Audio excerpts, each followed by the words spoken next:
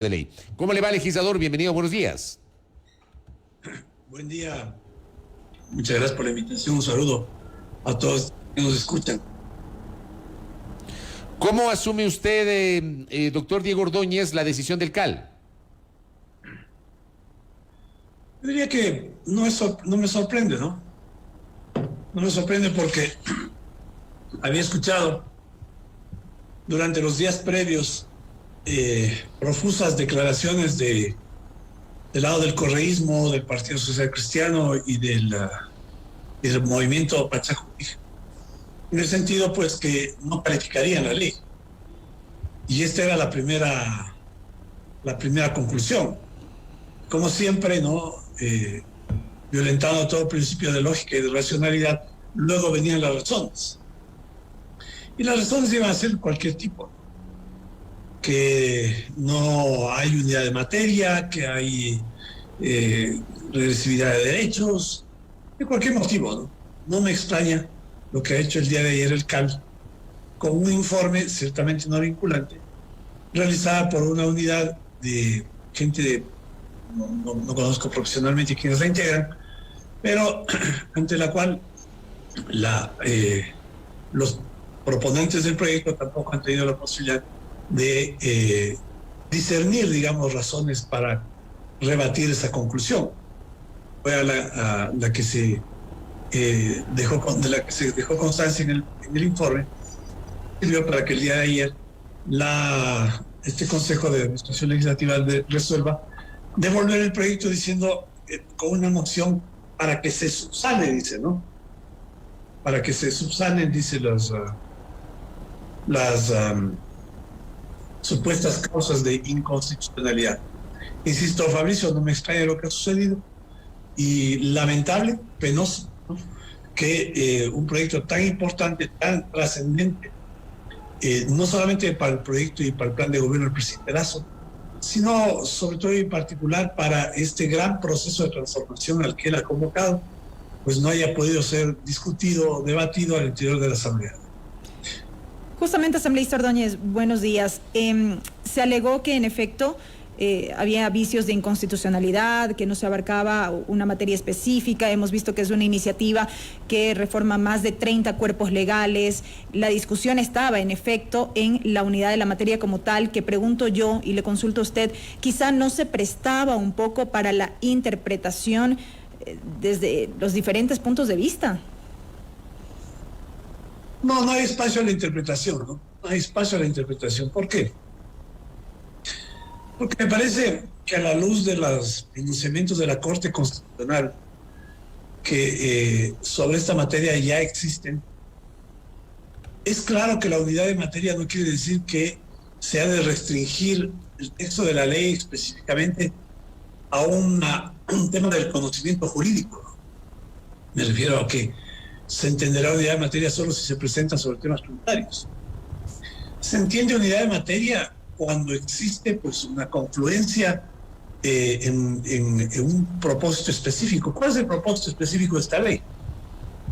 Es una transformación de la escritura legal en todo aquello que tiene que ver con inversión, en áreas que tienen que ver con aquellas en las que un inversionista le pone atención cuando desea abrir un negocio, generar un emprendimiento, hacer una inversión.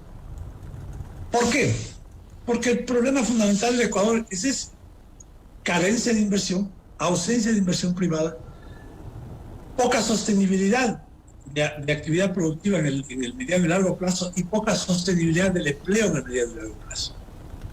El gobierno tiene una visión respecto a que el resultado de la estabilidad de la inversión y del empleo se logra a través de promover la inversión privada, no a través del gasto estatal, que siempre es inestable y que fluctúa dependiendo de un imponderable que es el precio del petróleo.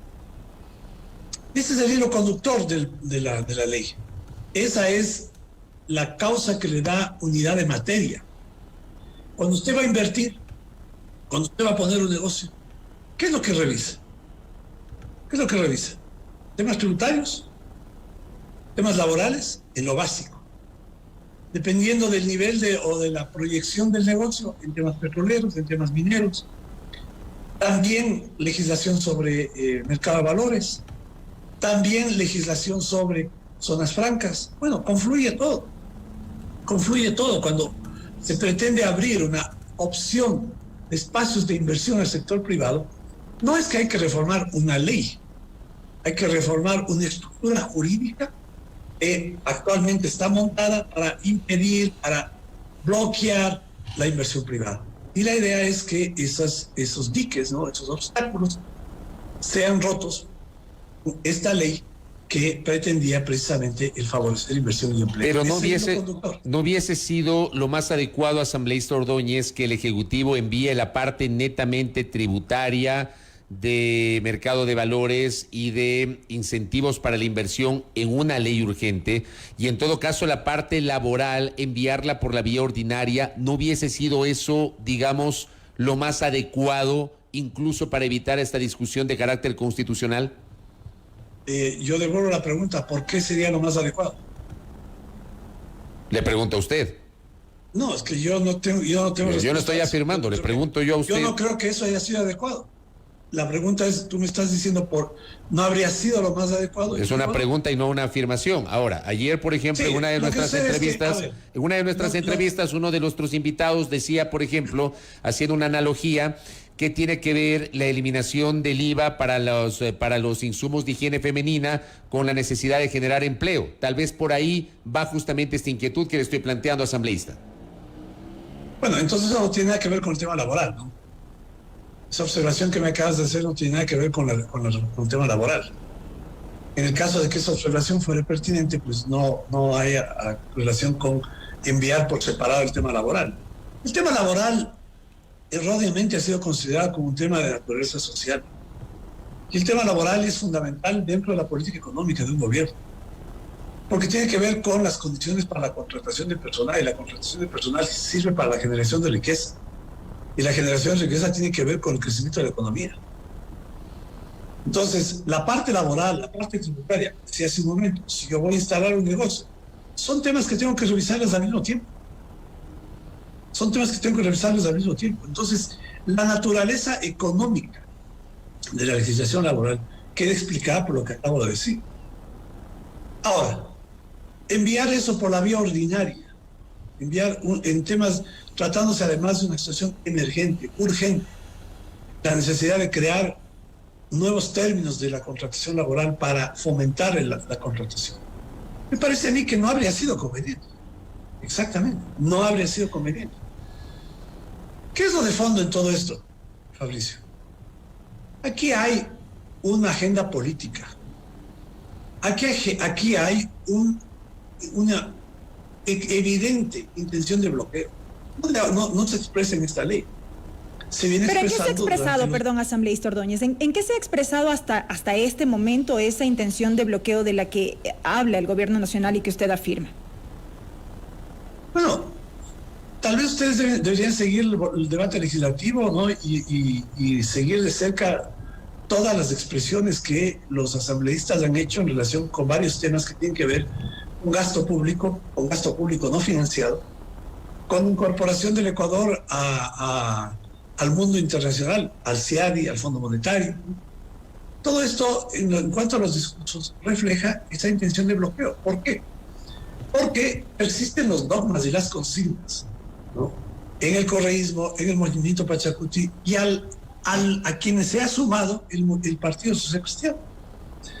Quisiera referirme al caso específico de la discusión del presupuesto del Estado, el presupuesto prorrogado, que solo va a durar 4 meses del año 2021.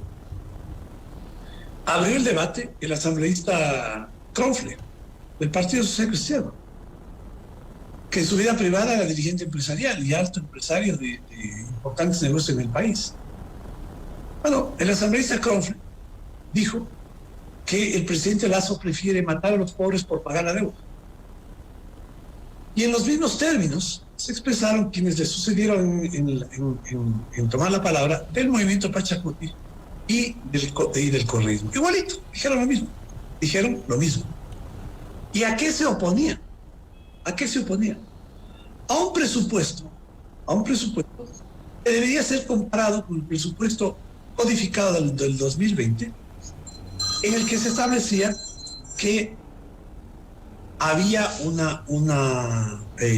evidente incremento en sectores de gasto fundamentales como salud y educación. Bueno, no hubo manera de convencer de esta evidencia sobre los hechos. No hubo manera. A pesar de toda esta constatación en los hechos de lo que le estoy diciendo es verdad, los voceros del Partido Social Cristiano, el Movimiento Pachacuti y del correísmo sostenían que el gobierno había reducido los aportes o las asignaciones en los sectores de gasto, salud y educación. Simplemente es cuestión de revisar lo que se ha venido diciendo dentro de la Asamblea para llegar a la conclusión que lo que estoy diciendo es real. Pero una cosa, asambleísta Ordóñez, cuando usted cita, por ejemplo, nosotros sí seguimos de cerca el debate parlamentario. Es verdad que hay posiciones expresadas por varios legisladores, representantes de las múltiples bancadas políticas. Hay un tema que efectivamente fue una decisión del Pleno de la Asamblea que lo señala la Constitución y la Ley Orgánica de la Función Legislativa, de que se puede observar la proforma. Finalmente el país va a tener proforma. Si la Asamblea no la aprueba, entrará en vigencia por el Ministerio de la Ley, porque no existe la figura de negar la proforma presupuestaria. O sea, sí o sí va a haber una proforma. Pero digo, con esas posiciones, con esos discursos, uno ya puede anticipar que hay un bloqueo o que va a haber un bloqueo de suyo. Usted ya anticipa que esto va a ser así, que va a haber un bloqueo contra el gobierno del presidente Guillermo Lasso, asambleísta Ordóñez. Bueno, no sé qué más evidencia se puede tener de lo que acaba de suceder, ¿no? Yo no estoy diciendo que uno puede suponer, estoy afirmando sobre una evidencia. Acaban el día de ayer, ¿no?, de devolver una ley con un argumento que ya lo habían dicho días antes. Esa es la realidad. Una ley, asambleísta Ordóñez, que quizá acaso no podría ser perfectible. Le pregunto esto porque yo me atrevo a decir que usted se ha caracterizado por ser muy crítico respecto de el debate legislativo al interior de la misma Comisión del Régimen Económico de la cual usted forma parte. Pero le consulto yo, ¿todo está bien desde su punto de vista en este proyecto de ley? ¿No cree usted que quizá pudo haber aspectos que podían ser mejorados antes de su envío? ¿Cómo vamos a saber eso si es que no vamos a debatirlo? Pero sobre la base de un texto que fue público y que se conoció. Sí, pero si usted plantea algo, usted supone que eso está bien planteado. Aquí no ha habido ninguna propuesta sobre esos temas que no sean consignas. Bueno, obviamente cualquier texto puede no es el concepto mejorarse, ¿no?, sino todo texto puede modificarse dependiendo de si hay razones que justifiquen esos cambios. Pero lo que hemos tenido como respuesta han sido consignas. No la precarización laboral. Bueno, han visto la ley. No, si hay gente que no ni siquiera la ha leído. En las redes sociales muchos voceros de sectores claramente identificados de los sectores de la oposición, pues no han leído la ley. Y tienen una carga, digamos, de prejuicios que impide un diálogo. Ahora bien, una ley obviamente puede cambiarse. Para eso era el debate. Pero vea, por ejemplo, ayer estuvo por acá Osvaldo Landázuri, que es empresario y analista económico. Él, digamos, en su condición de empresario, él criticaba algunos aspectos de la ley, no todo, pero decía que la parte laboral no se construyó dialogando con el sector empresarial. Por poner un ejemplo de un empresario que estuvo aquí e hizo este comentario, asambleísta Ordóñez. En cuyo caso sería un mérito. Si uno quiere concluir que la ley beneficia a los empresarios y el economista Landázuri dice que no se ha consultado con los empresarios, quiere decir que no es una ley para los empresarios. Más bien por el contrario, de lo que acabas de decirme, deberíamos concluir lo contrario, ¿no?, y que la ley es beneficiosa porque no fue discutida con los empresarios. ¿Y se discutió con los sectores sindicales o los sectores laborales, asambleísta, cuando se construyó este proyecto de ley? El ministro de Trabajo se reunió con muchísimos sectores, empresariales incluidos. Supongo que el economista Landázuri no estuvo ahí. Pero con los gremios empresariales y se hizo conocer las propuestas a los sectores laborales. Ahora bien, ¿quién es la contraparte en esta ley? ¿Son los dirigentes sindicales? No, no son los dirigentes. Porque no estamos hablando de reformas del Código del Trabajo. Estamos hablando de una nueva ley laboral que rija para el futuro. Son los voceros, o pueden hablar a nombre de los trabajadores, de los desempleados, los dirigentes que apenas representan al 1% de toda la masa de trabajadores afiliados a la Seguridad Social. Corrijo, el 2%, no es el 1%. Los dirigentes sindicales, ¿no?, que ya les salen raíces en sus asientos, llevan 40 años, 30 años de dirigentes sindicales, no representan más del 2% de todos los trabajadores afiliados a la Seguridad Social. Aún en el caso de que se estuviera reformando el Código de Trabajo, ellos no son representantes de los trabajadores del Ecuador. Ahora, menos aún en relación con los desempleados. Ahora, dentro del proceso de construcción del proyecto de ley de cara a enviarlo a la Asamblea Nacional, ¿no hubo un acercamiento previo entre bancadas legislativas, inclusive con la propia bancada del BAN, el Bloque de Acuerdo Nacional, que usted integra con los asambleístas de Creo y otros independientes? ¿Hubo algún tipo de diálogo previo para madurar algunas ideas antes del envío del proyecto de ley a la Asamblea? Es un proyecto del Ejecutivo, Fabricio. Obviamente los asambleístas estamos al tanto de lo que se estaba discutiendo. Pero ese es un proyecto que tiene que ver con plan de gobierno. Y en esa línea es que se presentó el texto que el día de ayer ha sido rechazado. O ha sido devuelto, digamos, no rechazado. Entonces, esto no le resta, todo esto que me planteas, no hubo este diálogo, eso no resta para nada ninguna legitimidad a la propuesta que hace el presidente de la República, envía a la Asamblea y que esperaba que en ese escenario de la Asamblea, en las comisiones inicialmente, se debata, se discuta. Pero no fue posible, no va a ser posible esa discusión. No ha sido posible. Los asambleístas que integran el CAL han decidido devolver ese proyecto, ¿no?, sin reconocer la sólida argumentación respecto a que existe unidad de materia que estaba incluido dentro del texto del proyecto en la exposición de motivos. Y pues han impedido que esa propuesta del presidente de la República sea debatida en ese espacio de la legislatura. Pero eventualmente se podría debatir si es que el gobierno nacional en efecto envía una nueva iniciativa. De hecho, una vez que se conoció la decisión del CAL, mediante un comunicado, el gobierno nacional informó que evaluará la decisión adoptada por la Asamblea, revisará las mejores alternativas para establecer acciones que beneficien a la ciudadanía, dice este comunicado.